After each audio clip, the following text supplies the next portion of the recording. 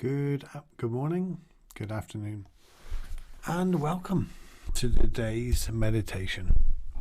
We'll let everybody come in, take a seat, put the headphones on, get comfortable, and then we'll make a start.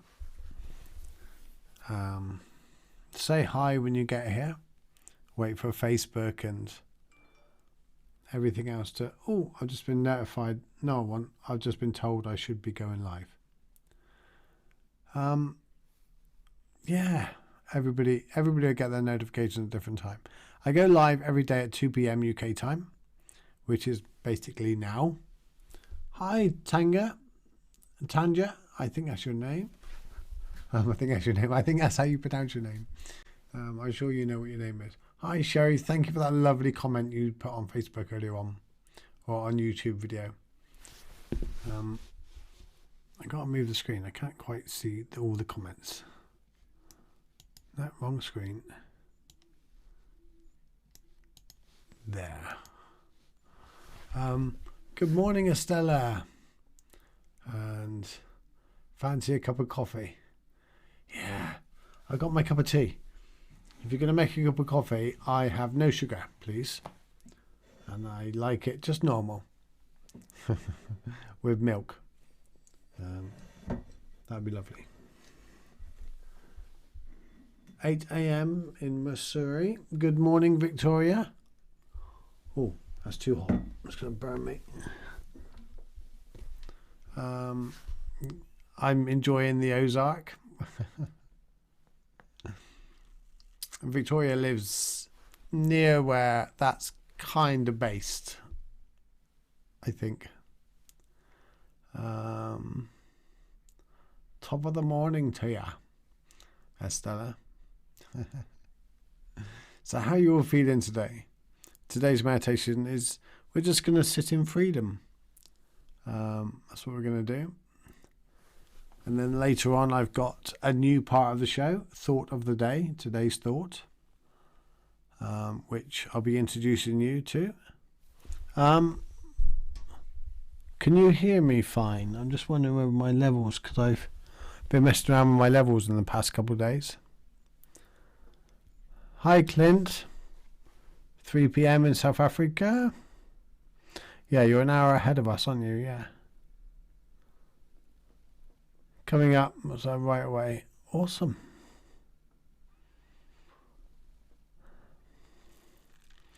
So that's good. What good service. I come here and I get a cup of coffee straight away. Hear and see me fine. So you're going into winter now, aren't you? Or into autumn. So you've just had the hot summer. And we're about to hopefully have a warm summer. Hopefully not too hot. Yes, today's meditation is about freedom. And just before we get on to that, I just want to... let me stop this a minute. That might improve the bandwidth a little bit. Just let me make sure that's closed. Yeah, I've been reading a bit about Viktor Frankl. I don't know if you all know, he was that psychologist that wrote books about his time in the concentration camp during World War II. And he was a psychologist and he lost all of his family. They were either gassed or killed by the Germans. And the only one that survived was his sister. And he really did, he struggled at first, but then he started thinking about how can he have freedom in there if he just changes his mindset. And he come up with basically the formula of between stimulus and response, there's a gap of choice. So between whatever arises and whatever's happening, whether it's the weather, cultural weather, social weather, whatever's happening, finances or this current lockdown, that's the stimulus. And then we have choice, and then we have response. So there's that choice in the middle. And he come up with the 4 endowments. Let me just... I've got a window here somewhere. I wrote them down. The 4 endowments that humans have, that animals and nothing else have. And that's 1, self-awareness. No other animals now have this self-awareness that I am alive, I am here. I can see life from an extra perspective of not within it. Imagination. We are able to imagine a better tomorrow and improve our lives. Number 3, a conscience. So the conscience is where we want to improve. We know what's going on. It's a bit different than self-awareness. An independent will. You know, we have that drive. We can make choices. I don't believe in fate. You know, I think fate, if we leave everything up to fate, then we have to let everybody off for everything they do wrong. We have to let everybody out of prison because it was their fate. Nothing we could do about it. We cannot blame or judge or punish anybody if we believe in fate. And I don't. I believe in choice. I believe that we make our choices for our lives. So he come up with that in the most dire circumstances. You could technically say he had more freedom than the guards. You know, the guards had more liberty. They had more ways in which they could choose to do things outside and freedom in that way. But he had more genuine freedom in the way he could really respond. And I think that's what we need at the moment. And I'm not comparing our struggles today with the struggles in a concentration camp because they're worlds apart. You know, I laugh because, right, you imagine saying to someone, I tell you what, you're going to be locked down for 3 weeks. But because you're in lockdown for 3 weeks or 3 months, I'll give you access to every single album that's ever been created for the price of 1 album. I'll give you access to nearly every movie ever created, TV series, all just at the click of a button. We'll deliver your food. You know, we might make it a little difficult to get hold of, but we won't ration it.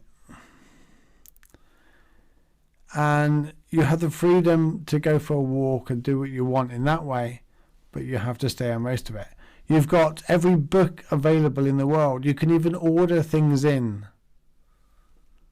You'd be like, yeah, that sounds quite good. And not only that, the government will pay you to stay home. How good does that sound?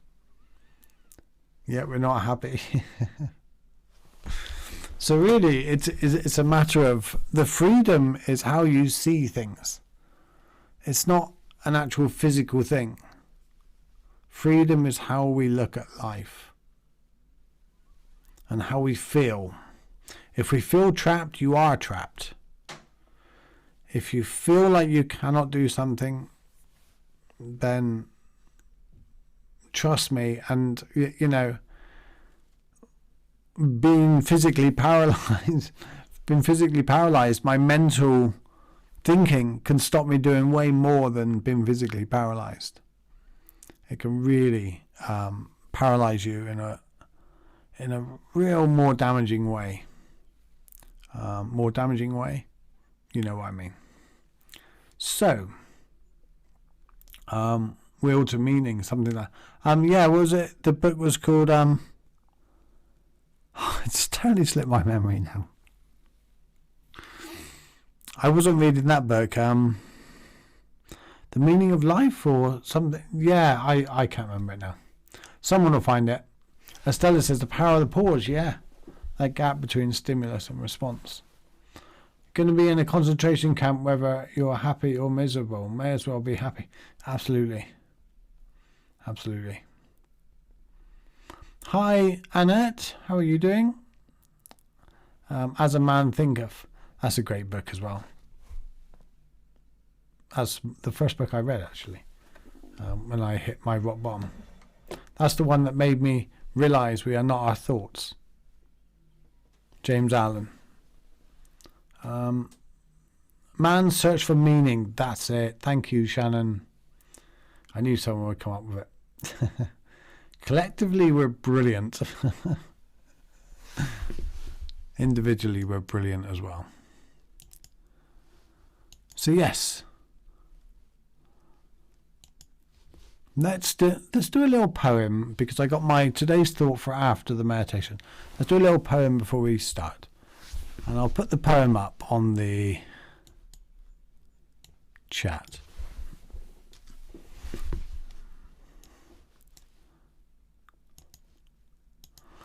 By Teresa of Avila in Spain. I don't know if it still exists. She later became a saint about 100 years after she died. But the poem is, let nothing disturb you. Let nothing upset you. Everything changes.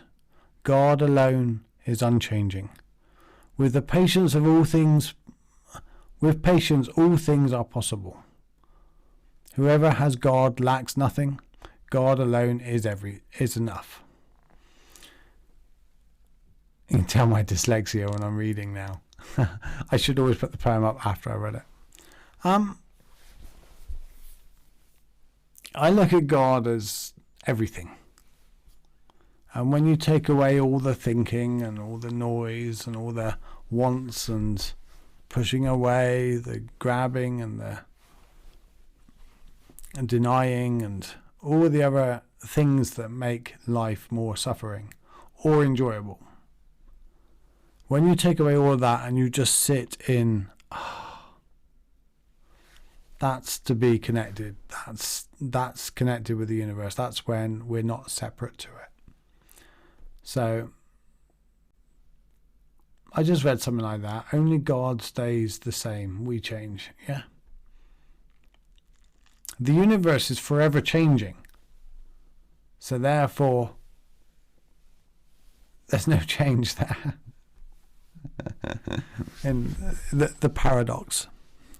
Right, let's put on the meditation. I got all new videos of meditation for tomorrow, Monday. That's going to be good.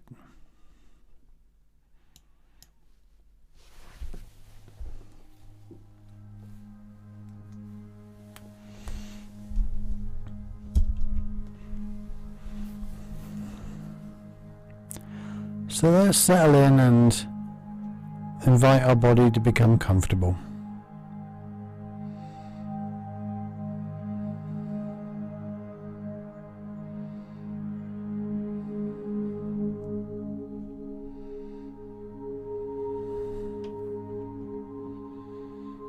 And as we sit and put our back up straight and tuck our chin in a little, bring our awareness to our breath.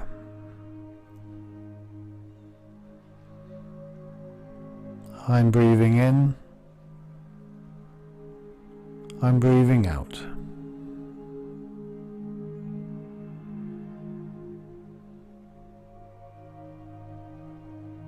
And if we begin by counting our breath,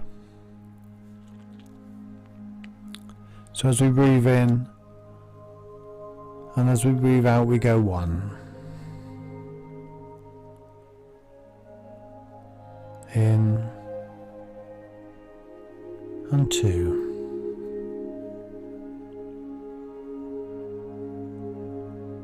And we continue until we get to 10.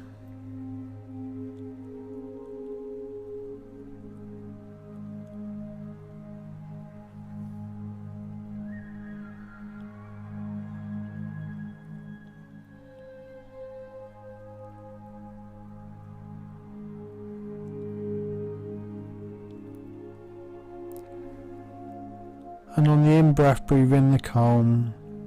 And on the out-breath, just let your body relax a little more each time.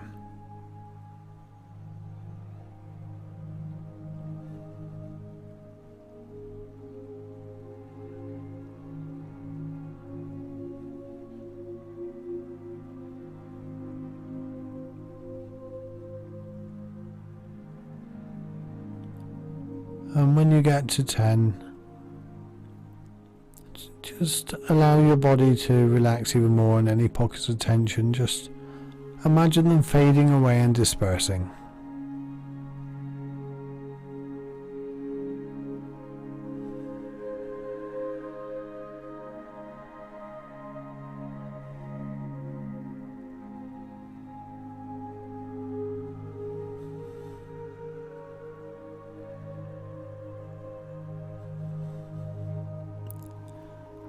And become aware of your thoughts. Just sit and wait for your thoughts to come into your mind.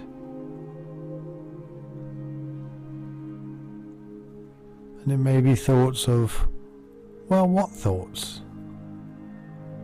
Or maybe you have to do something later, or, yeah, no, I don't know.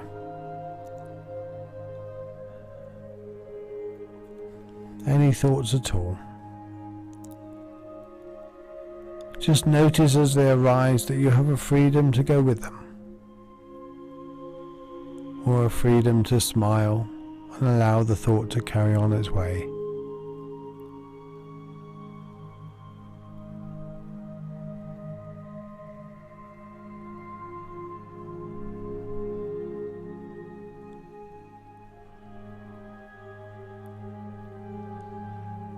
I have thoughts, but I am not those thoughts.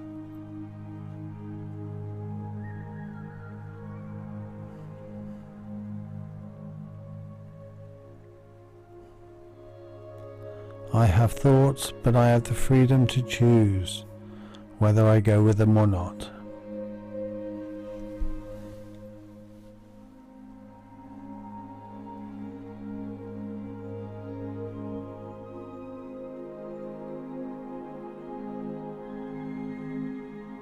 We don't have the power to change the thought because it's already here, but we have the freedom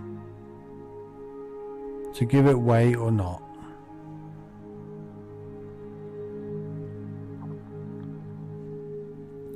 We can be amused by it, we can be annoyed by it,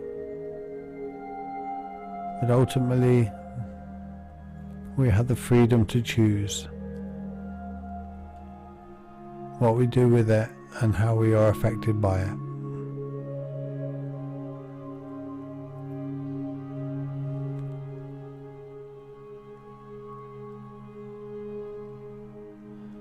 This is the freedom that nobody else has, only you. Nobody else has the ability to choose your thoughts, whether to go with them.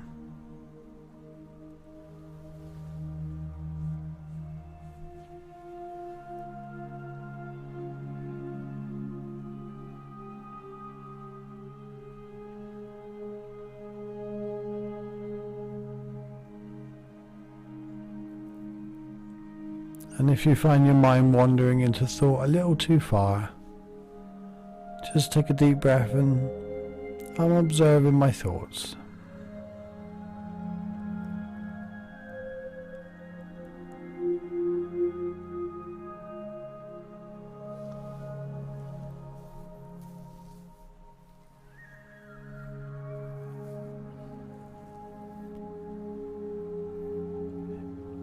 Become aware of how much more free that feels.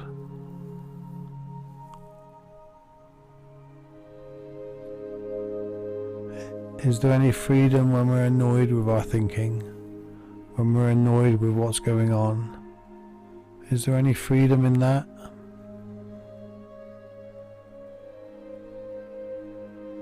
But the ability to choose how to respond, that's all the freedom is, in that little gap between what's arising and what we do with it.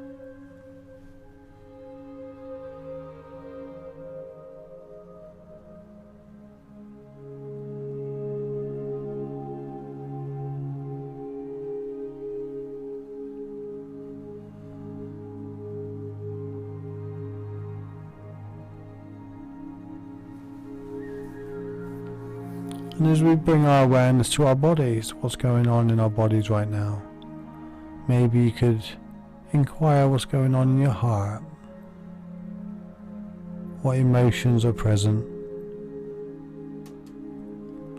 Might be a sense of calmness, or maybe some aggravation or frustration. You may feel a deep gratitude or love. Whatever feeling's there. It may even be hard to pinpoint what it is, and it might be changing.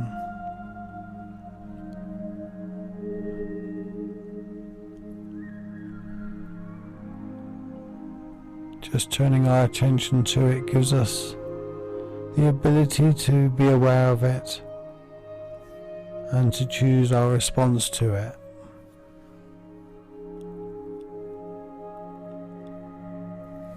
And being able to choose that response gives us freedom.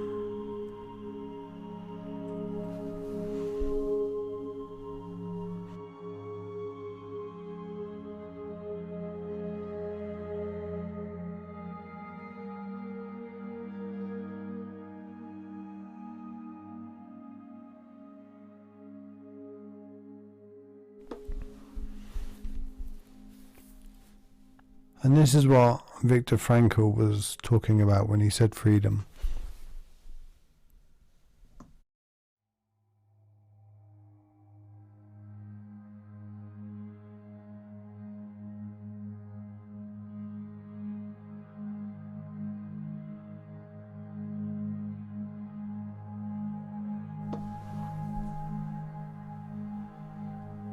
We have the freedom to choose what thoughts we go with, what feelings we grow, and if we look at the mind as a garden, as Alan Watts said in As a Man Thinketh, your mind is a fertile garden, and you can either grow wonderful flowers or weeds, and whichever ones we tend to, we'll get more of.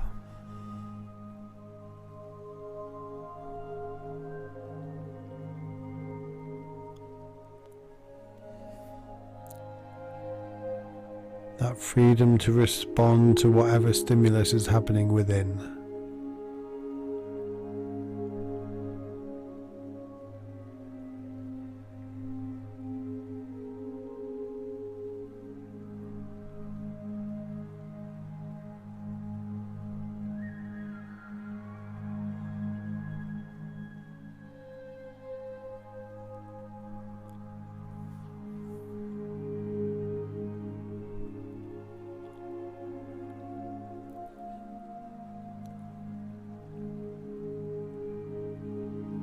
Imagine a situation in life in the last few months where perhaps you haven't responded, perhaps you reacted with less than wisdom, slightly less than skillful wisdom, and perhaps you made things worse.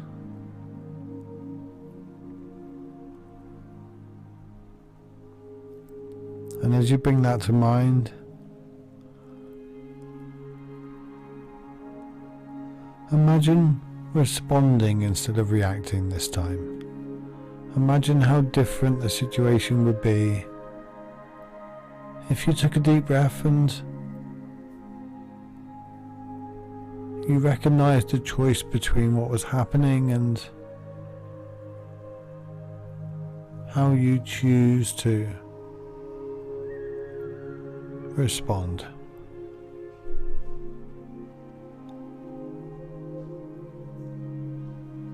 And this is where all the freedom is. That freedom to choose.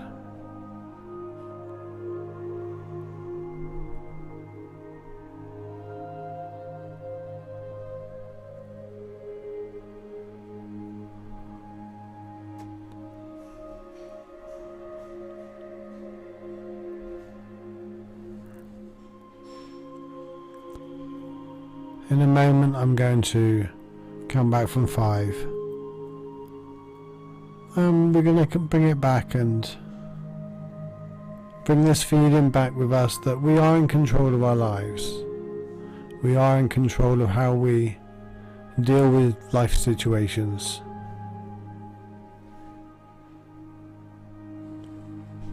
5, 4, open your eyes if you've closed them. 3, move out your arms. 2, shake out your body a little bit, take a deep breath and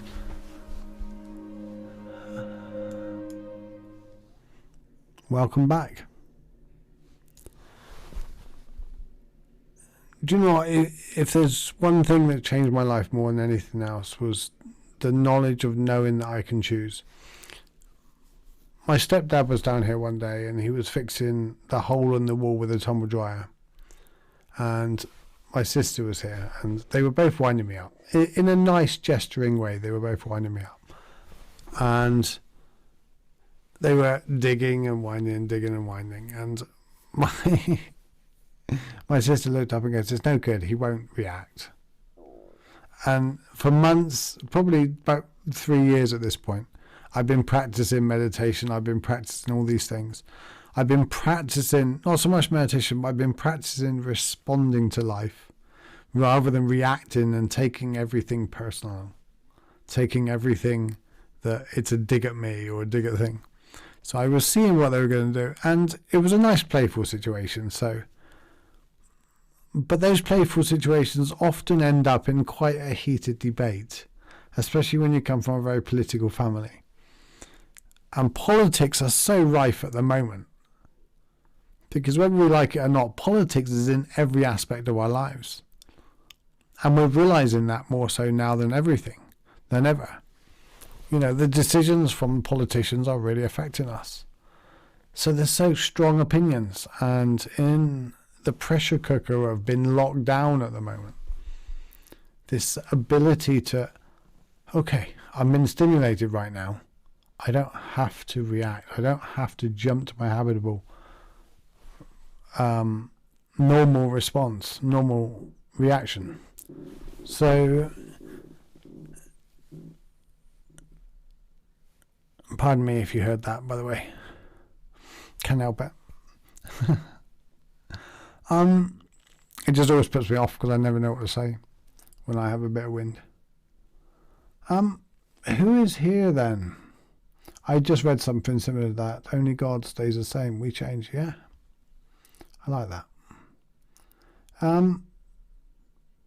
Cheryl says, everything can be taken from man but one thing, the last of human freedoms, to choose one's attitude to any given set of circumstances, to choose one's own way. Absolutely. I love that quote. Different way of seeing things. Here on the replay now because I'm in the middle of fixing the washing machine. Oh, isn't that funny? I was just saying, that's Tracy, my stepsister. But yeah, how much of your life would change if you had this ability to respond and not react? It sounds simple, but it's not so simple. People like me come online and go, oh, just do this, just do that. Yeah, really, it's not that simple. Do I mess up? Hell yeah. Quite regularly. Do I react quite regularly? Yeah. Do I take things personally? Yeah. But I'm working on it. I'm working on doing it less. My daughter come in about 18 months ago and she said something to me and my God, I lost it. I let her have it. And someone else was here at the time and I just let her have it, and she stood there stoic she was, and I just boom let her have it. I can't even remember what it was about, something quite immaterial. And then she looked up at the end and goes, well, that's very zen-like of you, isn't it? Oh, well, I just laughed that and she laughed, but you know, I so respect her for standing there and taking it. And I'm glad she held that mirror up to me. I've been working on doing exactly not that. And she held that mirror up, and she was right. It wasn't Zen-like of me, and I was preaching, and I was telling people to be Zen-like, and I wasn't, you know. Please don't think I'm all sorted, because I'm not. The 4 human choices you mentioned: awareness, imagination, conscious. And what was the 4th? The 4th was independent will. Independent will. Hi, Katja. Right, I'm going to go to the thought of the day, and I'm going to. So, thought of the day.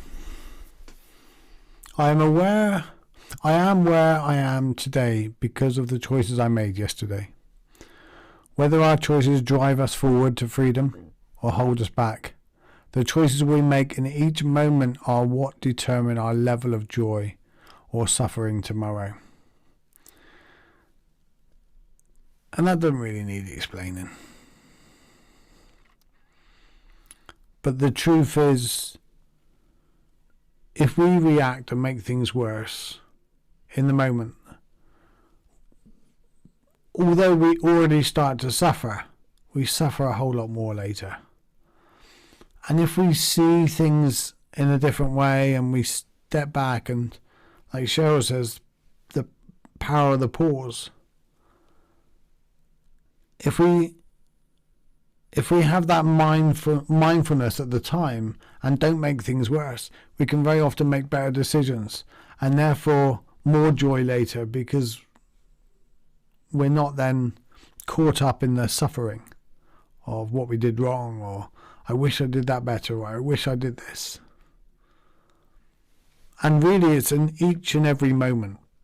It's not we make one decision and that's it, bang for life. I didn't decide one day to be happy. It's a decision of little moments all the time, again and again and again. And I don't always get it right. About 50% of the time, perhaps, on a good day. So yeah, each moment are what determine our level of joy and suffering tomorrow. Take care, guys. I will see you all tomorrow. 2 p.m. UK time for another meditation and another thought of the day, and see what else we can bring to the show. Let me know. Give me your ideas. Take care. Love you guys. Namaste.